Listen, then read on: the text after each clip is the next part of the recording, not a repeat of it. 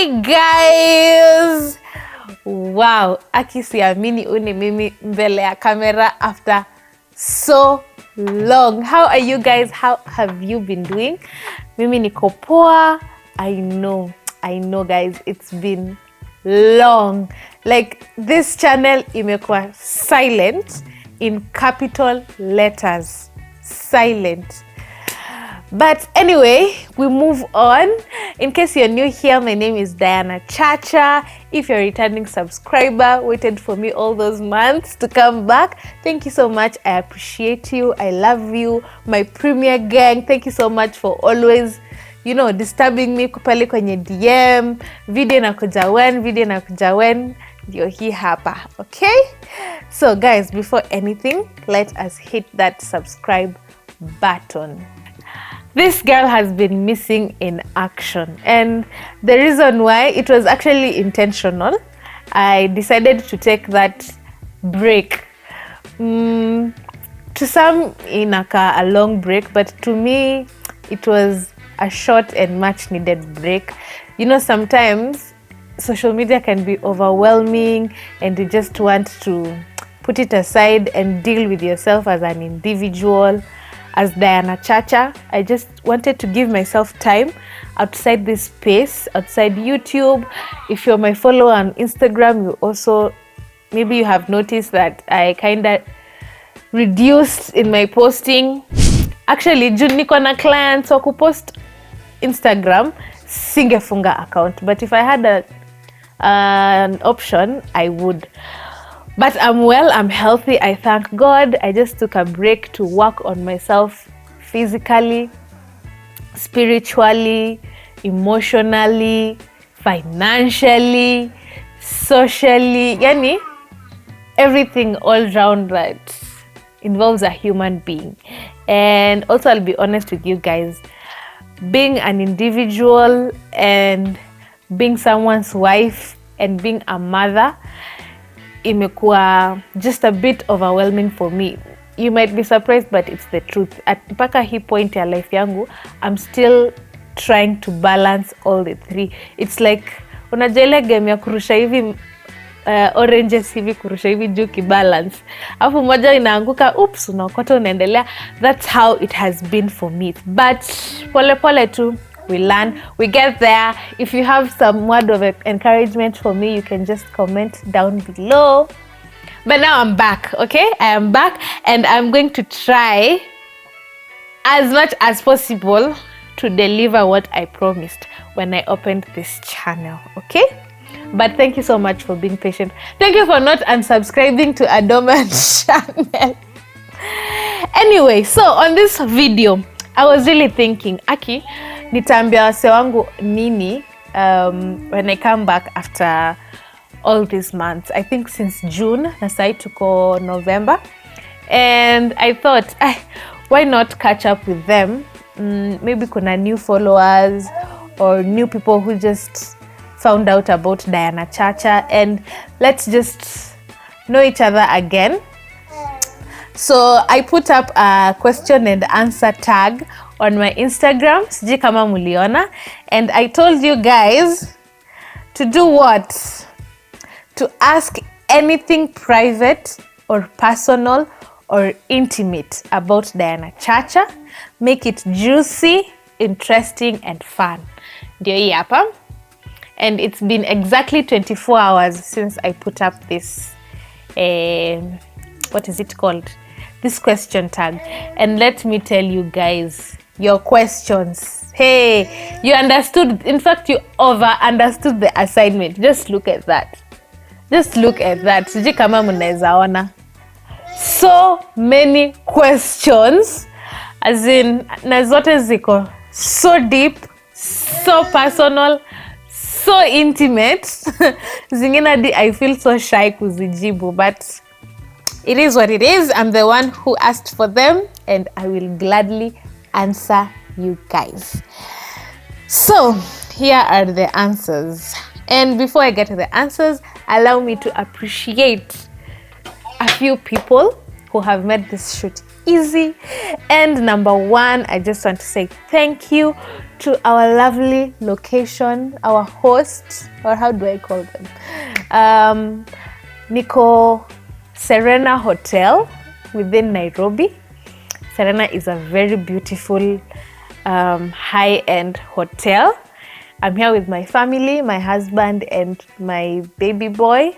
We're just here for a staycation, courtesy of Bountiful Safaris. And guys, Bountiful Safaris have amazing offers, especially this Black November, going all the way till Christmas holiday. So make sure you check out Bountiful Safaris or call the number on the screen and book your holidays, okay?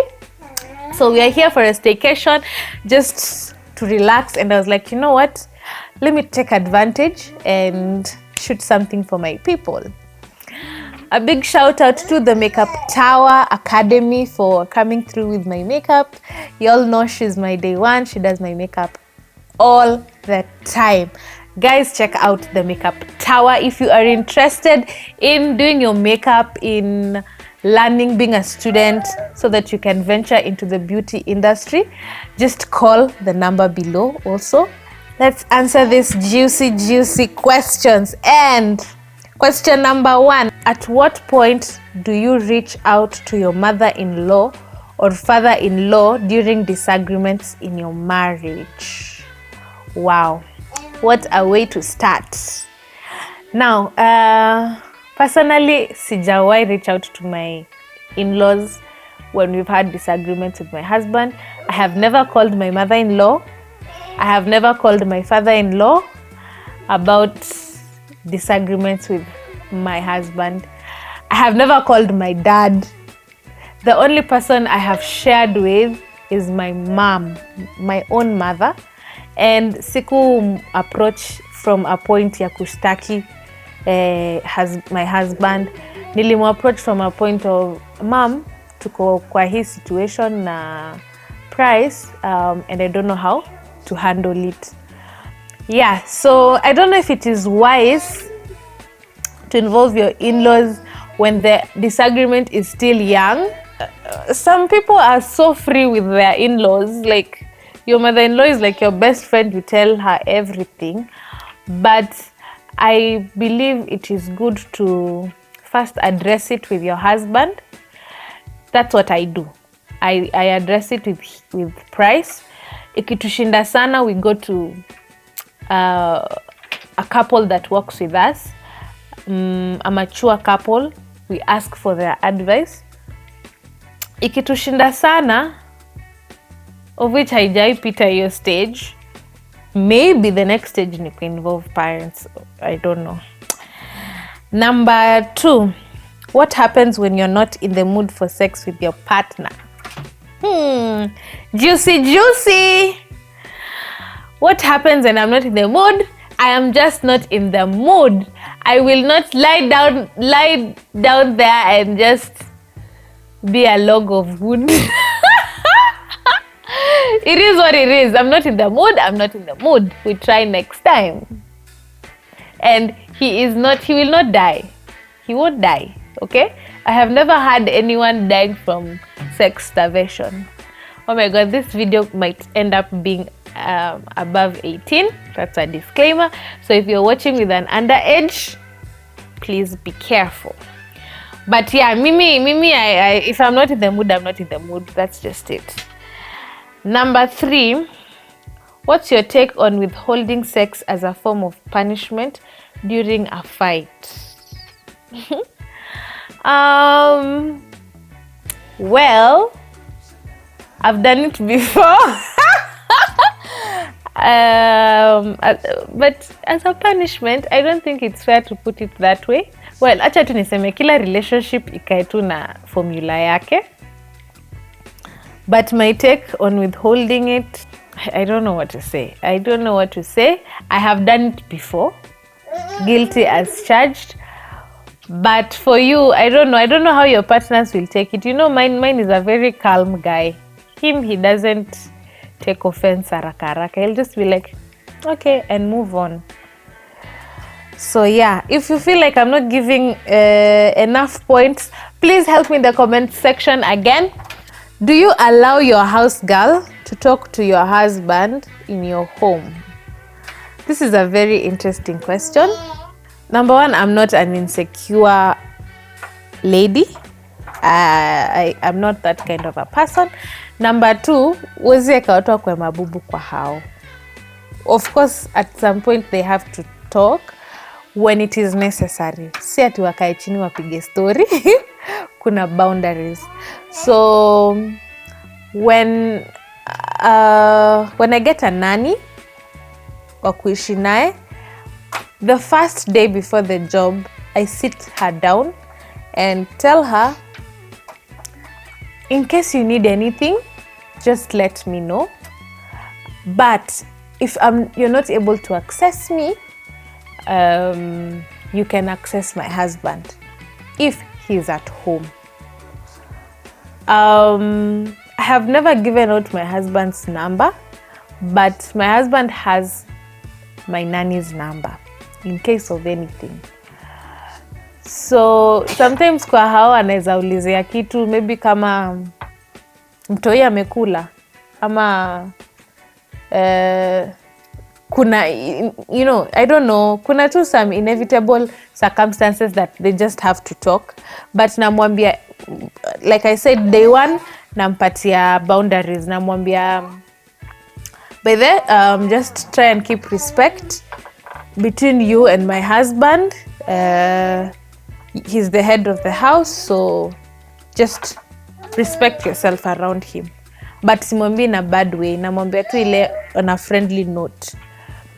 And my husband as well, pia yeye,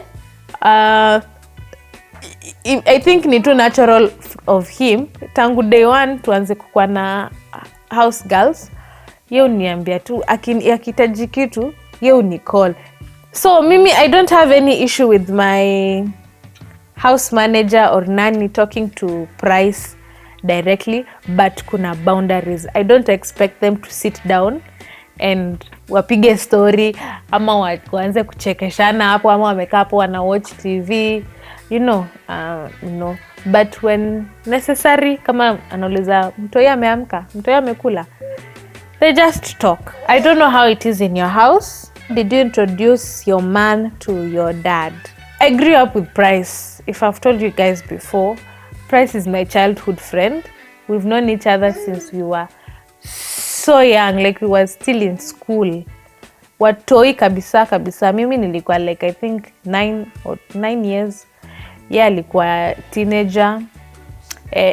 Not way older, but he was just a few years ahead of me. And our families were friends. We went to the same church. Our schools were close. My big bro and my big sister were his friends. His face was familiar in our home. So my dad, all these years, for so many years, almost maisha yangu yote na maisha ya Price yote, my parents wamejua Price, and Price parents wamenijua all along. So the only introduction that there was, you know, Price. So now he's coming to visit us as my husband to be, not as a friend, a family friend. That's it. And actually that was one of the happiest things that my dad, it was like a relief. You know, ile ati unaanza kujua mtu from scratch, naleta bwana home, sija ametoka wapi, familia, background, munaanza kuinvestigate, kufollow up. My dad was like, I know Price, he's such a good guy. He comes from a very good family, and I'm so glad mumefika hapo. So akukuwa na story more, but is an introduction. Aya, next, what's your take on house girls wearing short dresses or skirts and trousers? I don't have a problem. Honestly, I don't have a problem with trousers. Dresses and skirts, okay, kuna zenye zi overdo, but sija experience. Unajua kuna zile zenye ziko tu literally chini ya matako. But mi sija experience a nanny or a house girl mwenye ako indecent, mwenye ana dress vibaya. Of course, akianza kuvaa vitu funny, I'll be like, that's so inappropriate, haufai kuvaa hivyo. But sija experience thank God most of the ladies I get wa nyumba yangu wanakuanga decent. Some wives or wamama employers, they prefer kushonea nannies uniform ama waneka restrictions. Like me growing up, I remember my mom being a typical African mom, alikuwa anawaambia wakivaa nguo fupi ama wakivaa trouser tight like jeans tight, anawaambia wafunge leso. So my take is I have no issue at all. If ikifika ile level na feel it's so inappropriate, I will address the issue. Acha niambie story. Kuna time fulani my nanny, I had an issue. Alikuwa na katawel kadogo ya kuingia nayo bafu. Katawel anavaa poa, ana dress decently, but when it comes to towel ya kwenda kuoga, it was so tiny. You know those tiny towels zenye imeanzia hapa imeishia hapa chini ya matako. But I was kind of uncomfortable about it. And before I addressed it, I consulted my mom.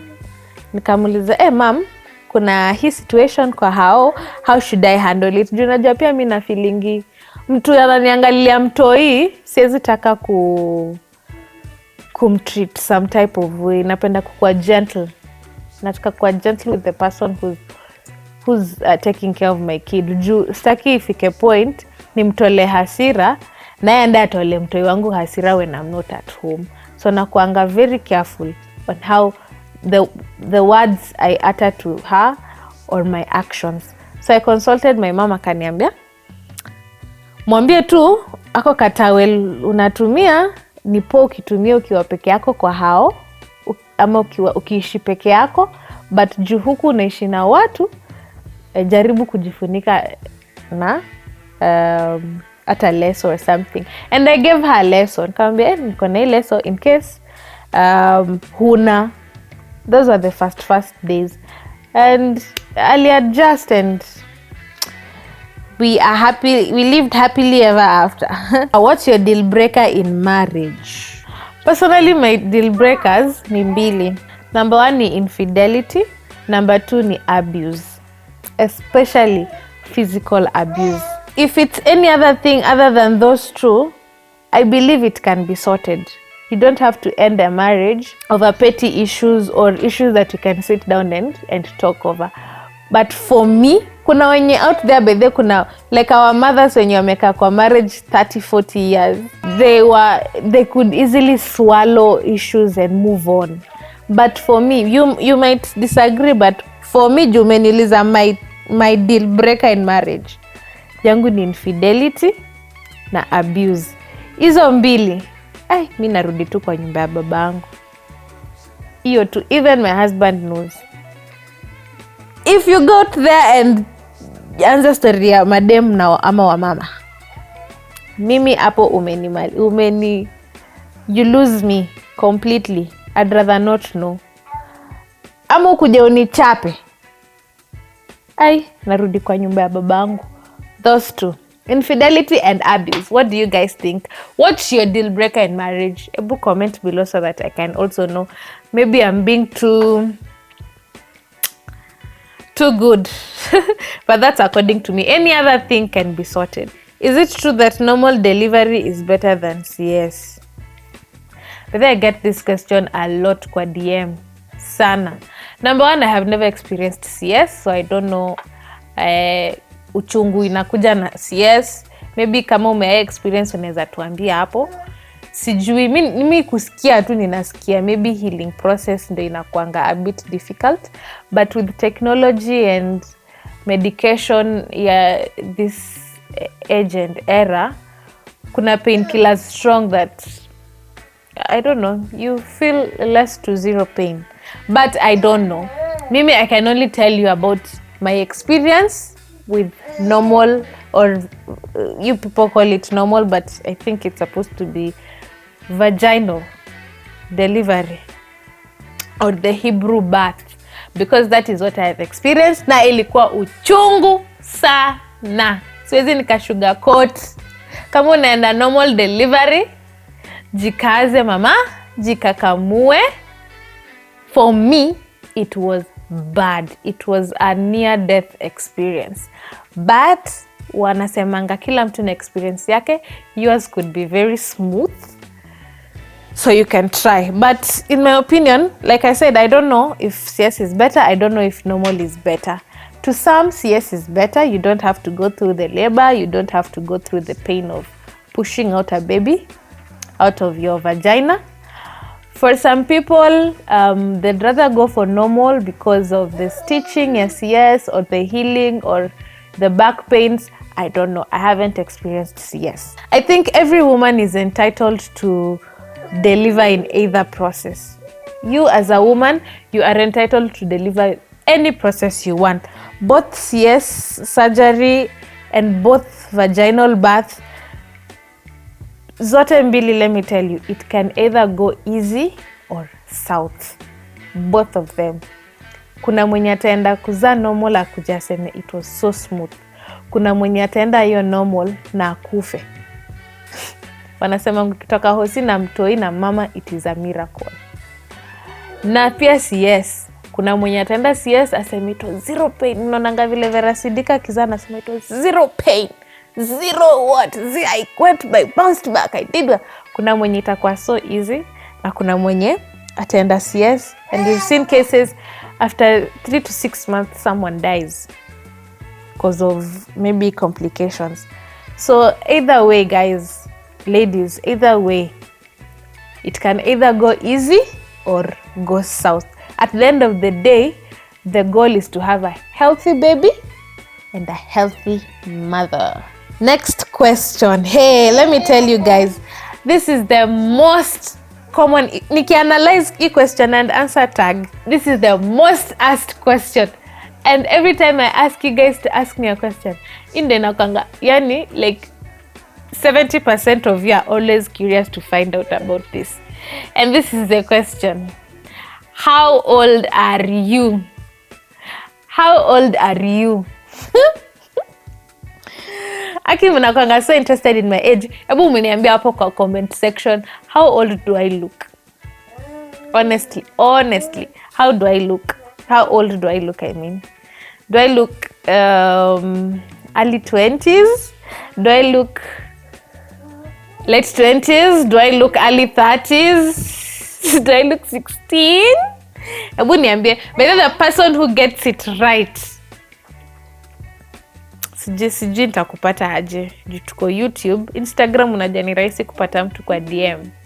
I can even give you a gift. But to answer the question, siku yenye mtaniona tu nimepause birthday yangu moja na tu balloons hivi. But I will. Siku moja nikifika hivi 30, mtaniona hivi na tu balloons zimehang hapo nyuma. 30 years old, third floor here I come. Siko sure, but I could. So to answer your question, sijafika 30s. I am in my not so late 20s, but I just najaribu kuwapatia guess jinishawambia guess, but I'm not below 25 and I'm not in the late 20s. Already nimekupatia hint, kai ni mjanja nimekupatia hint. I'm not below 25. Okay? And I'm in my late 20s, but not so late 20s. I have just very few years. Haya, kuna mtu ameuliza hapa, anaitwa Tifa Cynthia. Anauliza, how is your sex life after having a baby?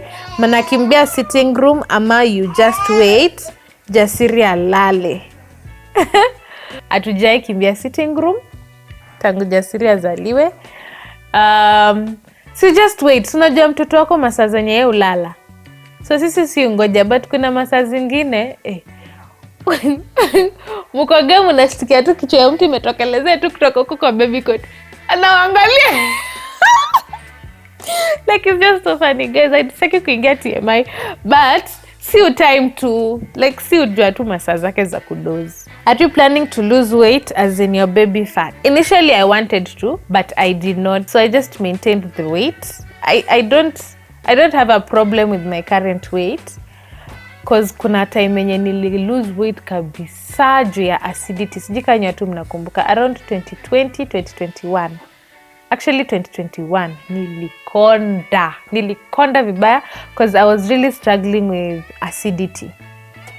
And I think nilishuka hadi sijui size 6 ama size 8 hapo. Actually chini ya size 8. Juu hiyo time nikifanya fashion modeling, it was so frustrating. Naenda shoot, napata manguo mob hazinitoshi. Napata nimeletewa nguo ka 20.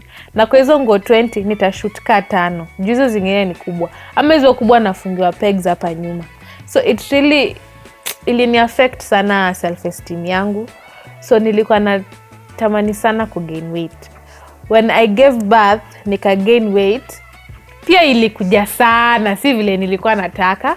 But I was like, hey, you know what? I can't be complaining to God this much. Na lose weight nime-complain. Na gain weight na complain. See, I just pick a struggle. That was point number 1. So I accepted and embraced myself. The only thing I miss is my flat tummy.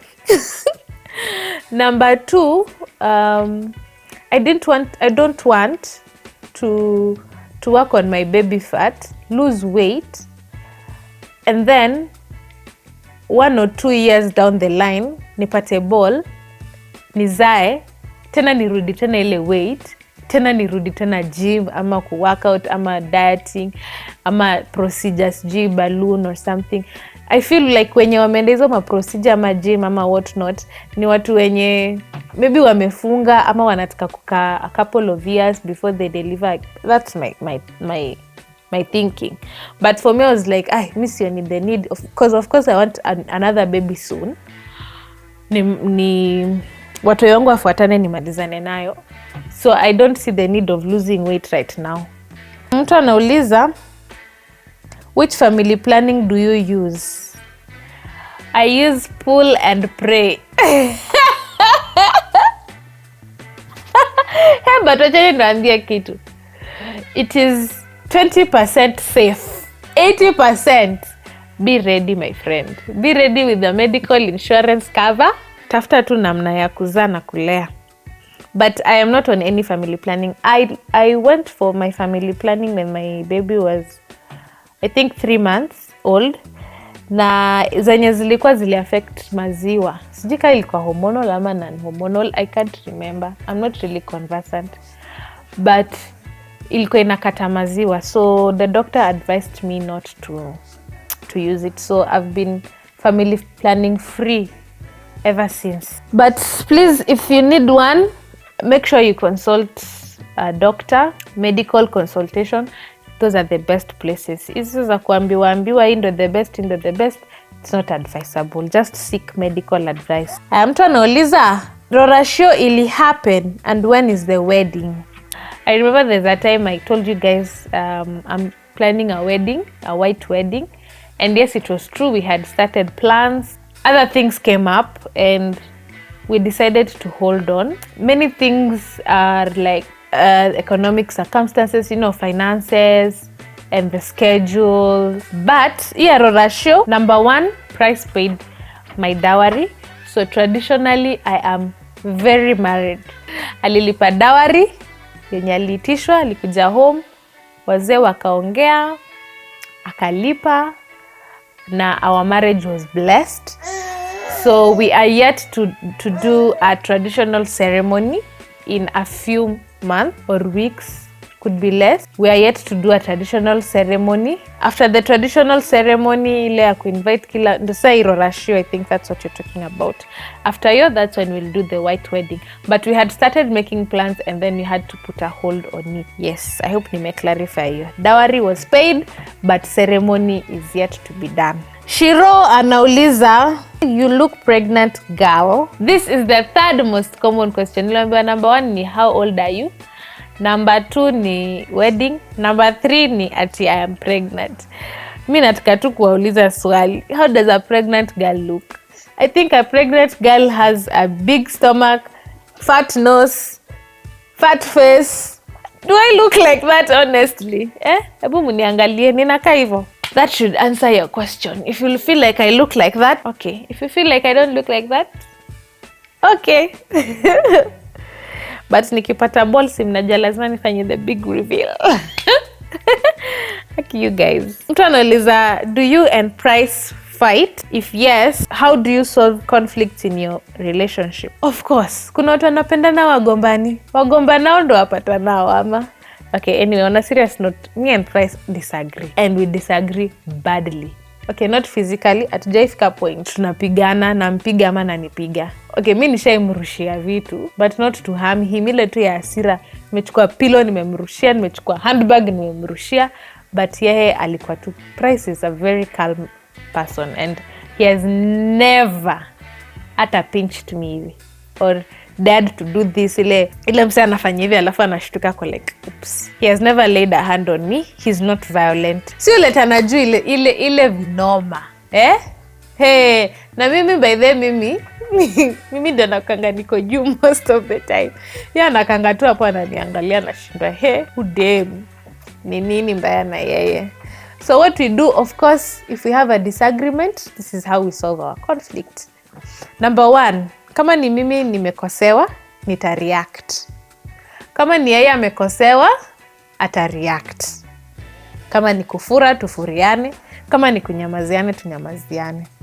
Hiyo stage ikishapita, the whole day, usiku, tukipatana kwa bed, tuanze kudiscuss. Nimwambie, babe, leo umenibo. Hii kitu umedu, si poa. Aniambie, okay, nilifanya hivi na hivi na hivi. Makosa yangu iko wapi? Nimwambie makosa yako ni hii na hii na hii. Kama ni kugombana, tugombane tena hiyo time. Of course tutagombana tena. Juu him he'll want to be defensive na mimi I'll want to be hard. Or vice versa when ni mimi nimemkosea. Tugombane kidogo, tukishagombana kidogo, maybe I'll cry and he'll feel sorry and anibembeleze. Or that is if kama ni amenikosea. Kama ni mimi nimemkosea, nitamwambia tu sorry. And like I told you guys, Price is such a peacemaker. He's so calm. Hananga issue. He will be like, anyway, wewe jua tu umenibo na don't do that next time. Naisha hapo. Have we ever reached a point where to make consult outside our home? Yes, tumefika disagreements zenye atusikizani anymore, and the next person we go to are our I'd call them quote unquote best couple who have been working with us through our relationship from day one. Actually, we sit them down, tunawaelezea story and they advise us on what to do. Atujai pita point ya past our couple, our best couple wenye we talk to. Atujai pita yo point. Sijawai pack ati nimetoka kwa nyumba yangu. Before niolewe na before nizae, of course nilikuwa naenda. Nilikuwa naenda wapi? Actually tangu ni move in na Price, sijawai pack. Kuna time moja nilipack, time ya COVID. Tukaletana juu. Saa 5 ya usiku, nikaingia kwa room, nikapack suitcase yangu. Nimesahau curfew na kanga saa 1. Nimetoka nje. Nashinda hani stop aniambie, babe don't go. Sika niwe wacha story. Mimi nimeenda. Kufika kwa barabara nikakutana na lori ya makarao. Wanatandika watu huko nje wenye wanatembea fast curfew. Nikarudi tu humble pole nikarudi kwa nyumba. Price ananiangalia tu na mizigo yangu nikirudi. Nikamwambia don't worry, I'm going to call my uncle, he's a police, he'll come for me.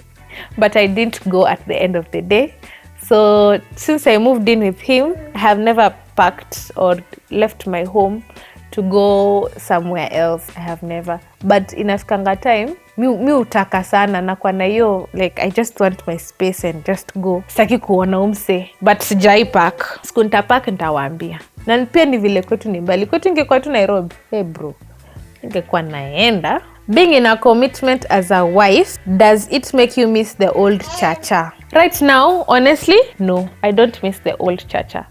The first few years, I used to miss my space. Number 1, you just want to stay in bed, watch TV, order junk food, ni order tu chicken in, delivery iletwe, nikule, nilale, like pesa yangu tu. Sahi sina space. Sahi I have to entertain a husband, I have to entertain a child, I have to make sure people have eaten in that house. I cannot just wake up and order junk food, you know. Maybe mi nataka chipo na chicken, but price hiyo siku anataka home cooked chapati and beans. Nitakata niseme hapana. Leo nasikia tu ni chill tu kwa bed na ni order in. It can't happen. So initially those are the things I used to miss, but sahi nimeadjust kabisa. And let me tell you guys, kitu ingine ni sikumbuki life yangu poa bila mtoi kabisa. Like sometimes nakaa hivi chini and I was like, my life was so boring without Jasiri, because he keeps me going each and every single day. Like this previous weekend, alienda kwa grandparents wake, kwa parents surprise. He spent the weekend there, alienda sleepover. That was the first time tangu azaliwe nimelala away from my child. Sijawahi. Like hata kama nimeenda nje late, nimerudi hata saa ngapi ya usiku, whether 2-3 am, I'm going back home to my baby. Ever since nizae. Until last weekend, mto yako 1 year 6 months, ameenda amelala kwa nyumba ingine. Of course in a very safe place. Ni kwa shosho na guka. But let me tell you, that was the longest night ever. The house was so quiet. It was so boring. I kept on thinking about him. Hadi nashindwa, kwani kabla nizae mtoi, kwani nilikuanga nakaaje?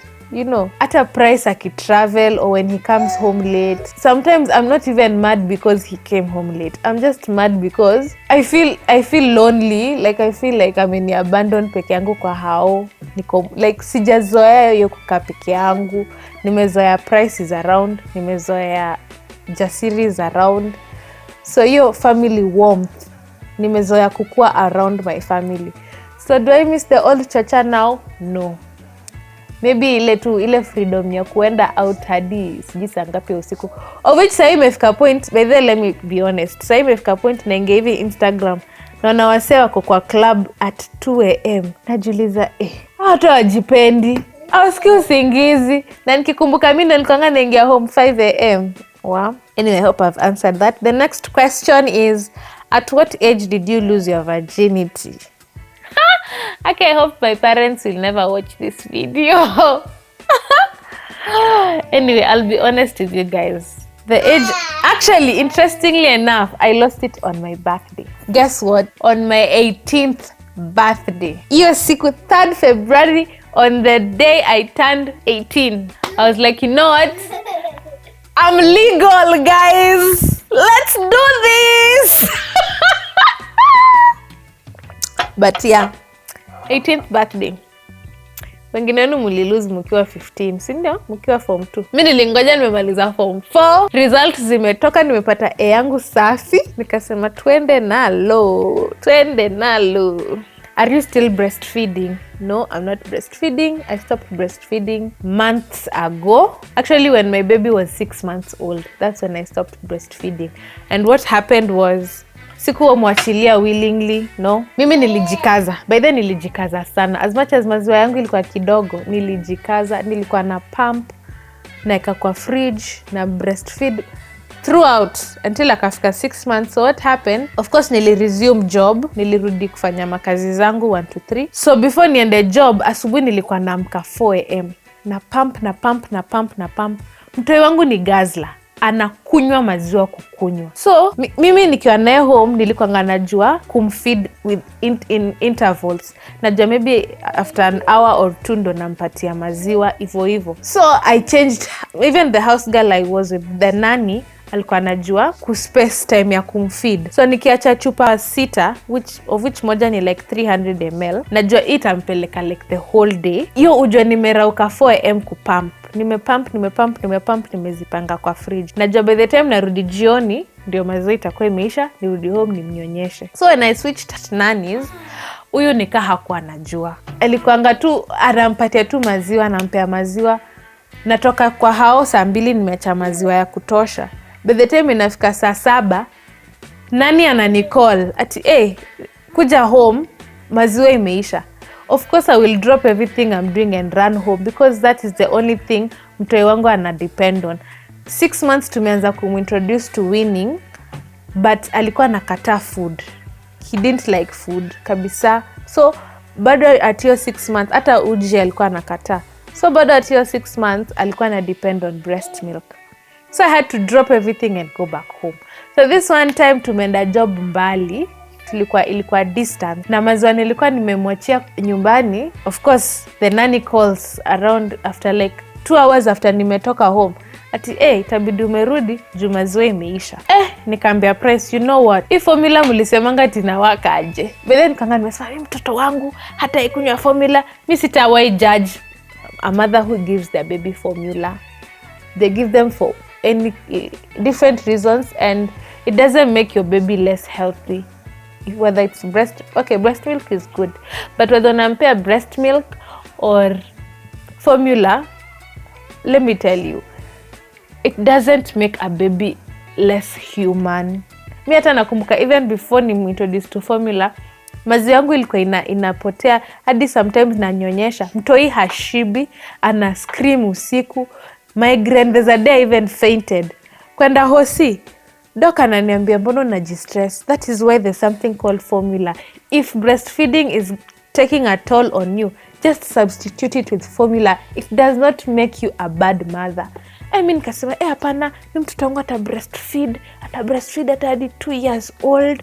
Hapana. A month later ndio hiyo nimepigiwa simu, mtoi maziwa imeisha. Hiyo siku nikasema bedhe mimi sirudi home. Juu pia client ametulipa, tuna shoot hapo content ya client, wanangoja ikuwe delivered same day. I cannot, tuko kwa ground, yani location, tuko hadi na videographer, director, Price, the company, they're just on a call, the clients wanategea content. I couldn't drop it and go back home, and Price wouldn't do the content alone. So nika call to we got formula, ikapelekwa home, ikapelekwa place mtoi alikuwa. So siaka kunywa formula for the very first time at 6 months old. Let me tell you, kurudi ati ndio inapatia mtoi matiti anyonye. Imagine alikataa kabisa, na nikimpatia chupa iko na formula anakunywa vizuri sana. So I guess I don't know kama the formula was too sweet than breast milk, I don't know. That is how mtoto wangu alikataa maziwa ya matiti tena, ile completely. Hadi nikimwekelea tu hivi ati let's just bond, anaanza kufanya hivi. Mimi nikasema well and good, umekata. So that's how my baby stopped breastfeeding. What can you advise? My partner and I, we are having misunderstandings more frequent. Number 1, pray. Make sure God is the center of your marriage. Sometimes it's just not even a normal argument. You know, the devil hates marriage. So sometimes he just brings petty issues to just kuwagonganisha. So number 1, before anything, pray for your marriage. Number 2, make sure you go for premarital counseling before you settle down in a marriage. It is very important. Or hata kama umesha settle down, just go for marital counseling, at least in a church or therapy. Sit down with your partner, go through that class. It will really help. Number 3, make sure you have a mature or older couple that will work with you. Make sure they are spiritually alert. Make sure they are wise. By the time unatoka hapo, you're like, wow, bedhe tuko tunapigania nini? Just sit down and find out bedhe nini natukosanishanga kwa hii nyumba sana. Is it hazikukuja home late? Sit down and tell him, mi story na ni bo. Did you get cut during delivery? How did it heal? Hey, let me be honest. This is like another whole video on its own. Yes, nilikatwa because my baby last minute realize akona umbilical cord around the neck. Number 2, he was big. Number 3, doctor realize nilikuwa nimeanza kukatika mimi mwenyewe. So ye mwenyewe I don't know. Medics, you know what I'm saying. It was very painful. Okay, kukatwa sikufeel. Juu mimi nilikuwa na feel pressure ya mtoi kutoka. So hata sikuwa najua nilikatwa. But time nilijua nilikatwa was time ya kushonwa. Hiyo pain ya kushonwa, it is worse. According to me, it is worse than the labor and pushing. It was so bad. Wanasema wanakudunga dawa ya kunumb, but I'll be honest, haisaidii. How did I heal? Nili heal by kukalia maji moto na chumvi for like 6 weeks. But mimi nilifanya for like I think 2 months na ikapona tu yenyewe nikarudi tu sawa. How do you handle friendships, especially in this generation full of fake friends and pretenders? Let me tell you guys, this is also another whole video. I can sit down and talk about friendships, especially in this age and era, as we have called it, in this generation full of fake friends and pretenders. Mimi, I used to have so many friends. Or let me say, I thought they were friends. I used to have so many, everywhere, whether it is campus in school, whether it is church, whether it is home, whether it is where. I had so many friends or people I thought were my friends, okay?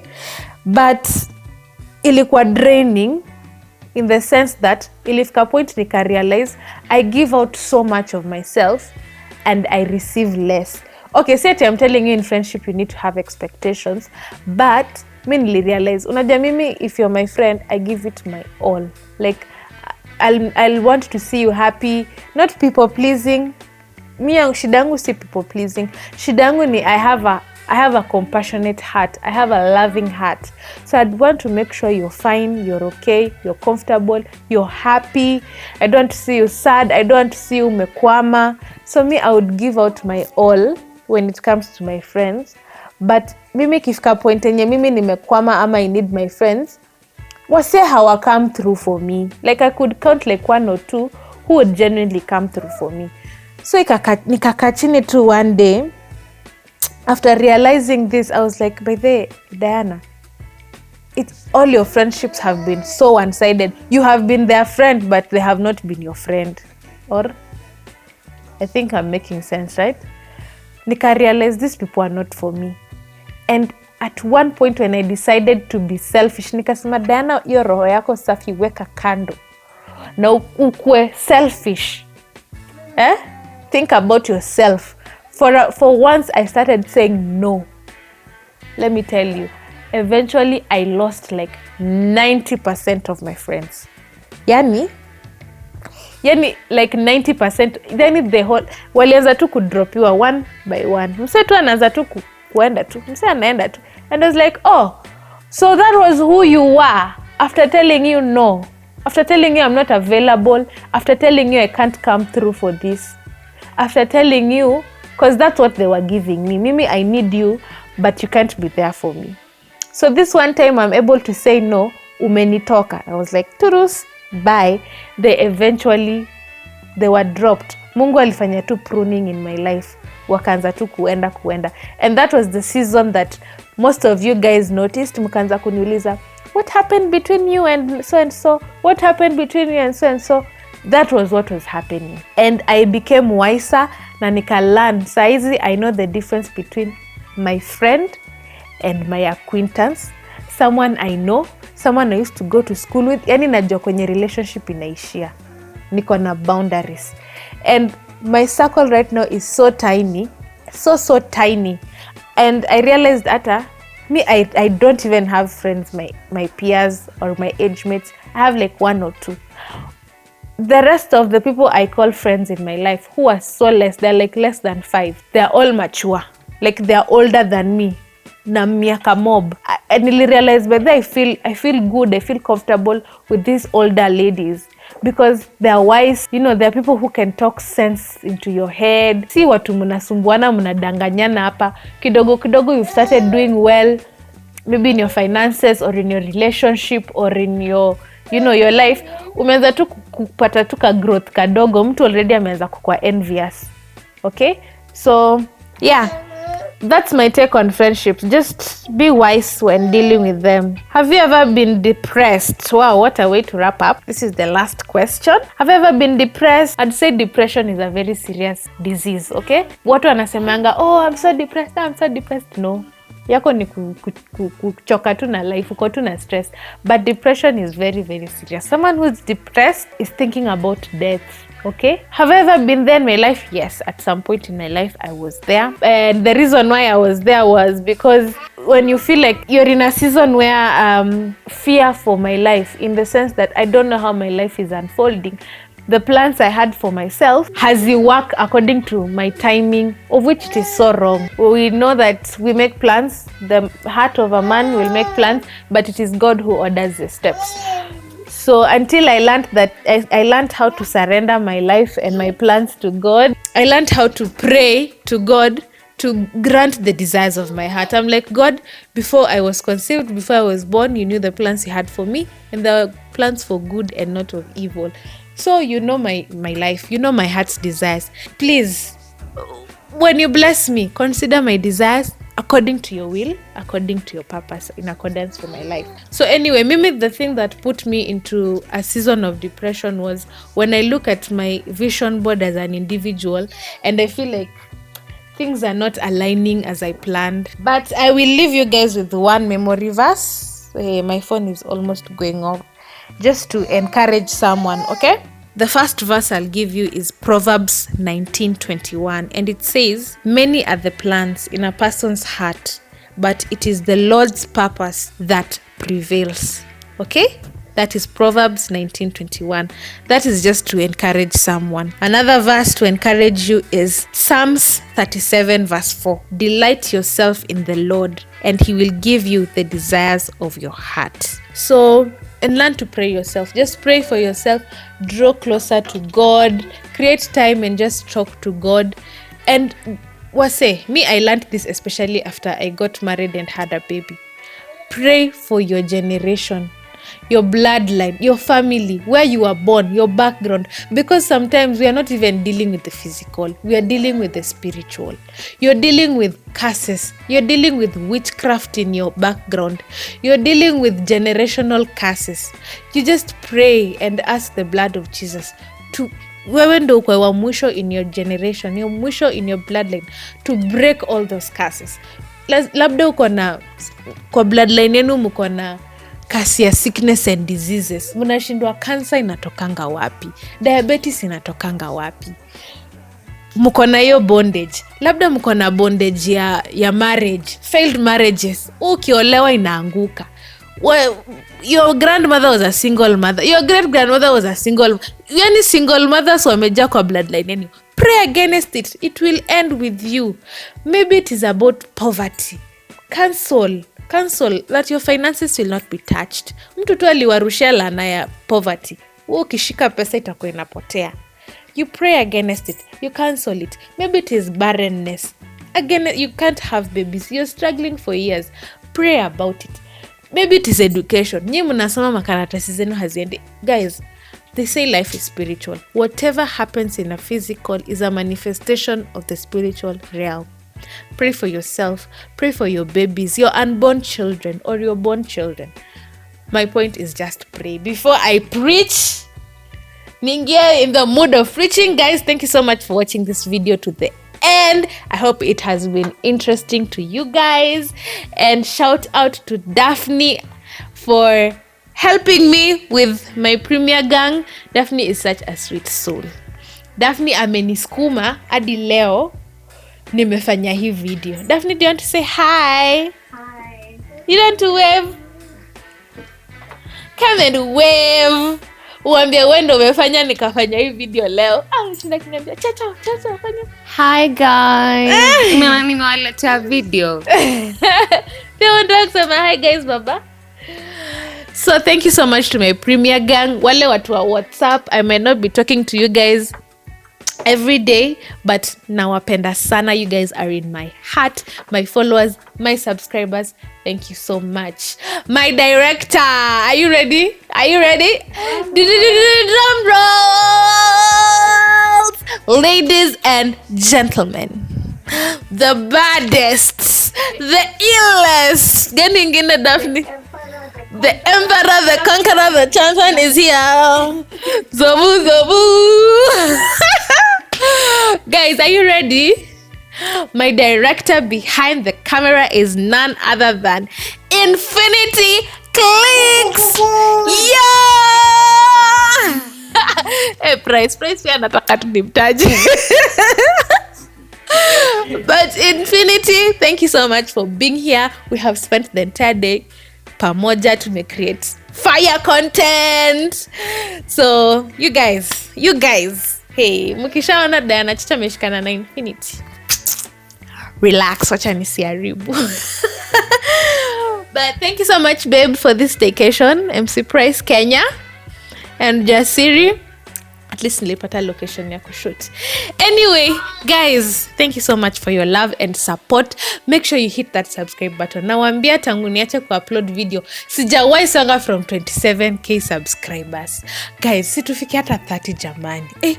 Watu wanafika huko, watu wameenda wameniacha huku nyuma. Nimebaki mwenyewe. Guys, please subscribe. And I will see you in the next video. I love you. Mwah. God bless.